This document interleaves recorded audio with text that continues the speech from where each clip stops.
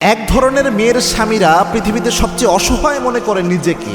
এই পৃথিবীতে যত মেয়ে আছে তার মধ্যে এক ধরনের এমন মেয়ে আছে যাদের স্বামীরা মনে করে আমার স্ত্রীর কারণে আমি এই পৃথিবীতে সবচেয়ে অসহায়, সবচেয়ে নিঃস্ব। এটা বাস্তব কথা।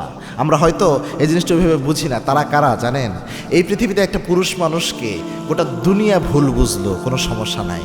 তার আত্মীয় স্বজন সবাই ভুল বুঝলো, কোনো সমস্যা নাই।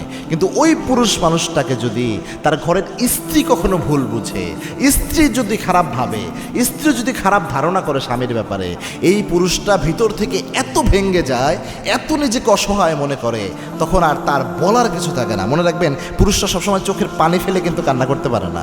এই পুরুষদের হৃদয়ে এমন কিছু চাপা কষ্ট থাকে, মুখ ফুটে বলতেও পারে না, একদম অসহায়ের মতো হয়ে যায়। এজন্য কুধারণা, ভুল ধারণা, স্বামীর ব্যাপারে বাজে সন্দেহ করা, এই কথায় কথায় সন্দেহের আচরণ যাদের রয়েছে তাদের সতর্ক থাকা উচিত।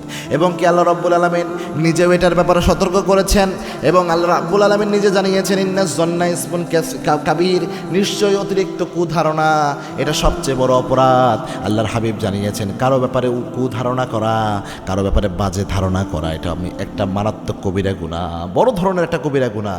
আপনি আন্দাজে একজনের ব্যাপারে একটা বাজে ধারণা করলেন, কুধারণা করলেন, এটা যেন না হয়। কোনো স্বামীও যখন কোনো স্ত্রীকে ভুল বুঝে, ওই স্ত্রীও যেমন নিজেকে সবচেয়ে অসহায় মনে করে, আবার কোনো স্বামীকেও যখন তার স্ত্রী তার চারিত্রিক কোনো বিষয়ে বা অন্য যে কোনো বিষয়ে ভুল বুঝে, স্ত্রীকে যখন সে বুঝাইতে পারে না, তখন ওই স্বামীটা নিজেকে সবচেয়ে অসহায় মনে করে। কেননা এটা একটা পোশাকের মতো সম্পর্ক। আল্লাহ কোরআনে বলছেন, হুন্না লিবাসুল লাকুম ওয়া আনতুম লিবাসুল লাহুন্না।